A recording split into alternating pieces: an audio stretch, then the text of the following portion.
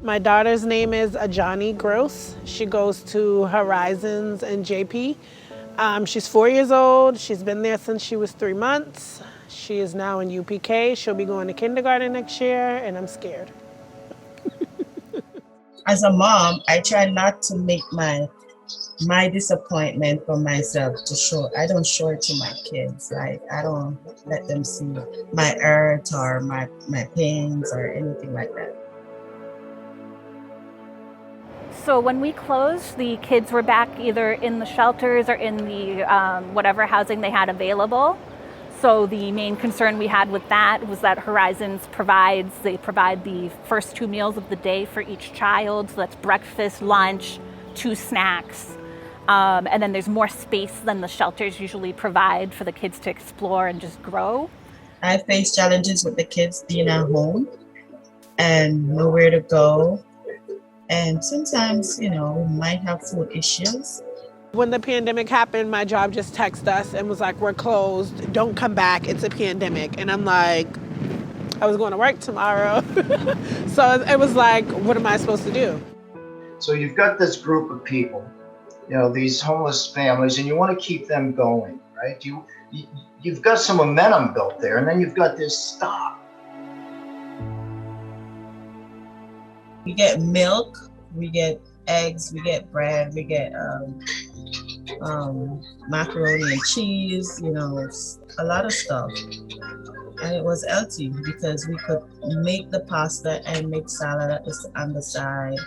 They give a lot of fruits that my daughter likes. She's addicted to fruit. So it helps out a lot.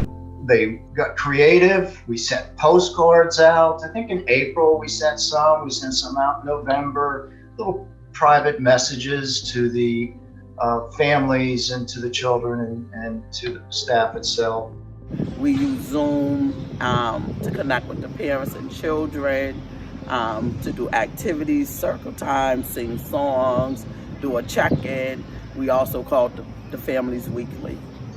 They're going through a lot, and your job is to be there for them and just to understand and support.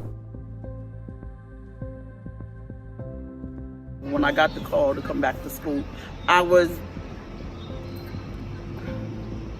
worried about how the kids was gonna cope and stuff like that, and how it had impacted them. We were expecting the kids to kind of have a tough transition because we were closed down for a few months, and that's a big gap in child time. These kids came back happy as can be. I've seen the children adjust to masks way better than most adults I've met who had to deal with the masks. They do bounce back. They're tough. Right now, we're working on a few goals. We have ones where we were doing for permanent job placements, ones for school. We're working on one for becoming a healthcare proxy for my father. If you tell her you want to do something, she's sending you all the information, all the resources, literally everything, and making sure that you're on top of what you're telling her you want to do. I love her for that. She keep tracking you every day. My goals is self-care. I'm not the person that do self-care.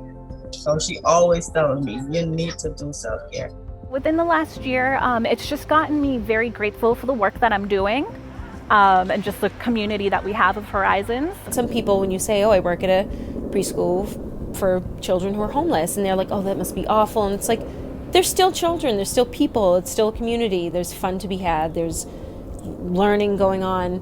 So that positivity is what drew me in. If you want to make a difference, if a smile of a little child means something,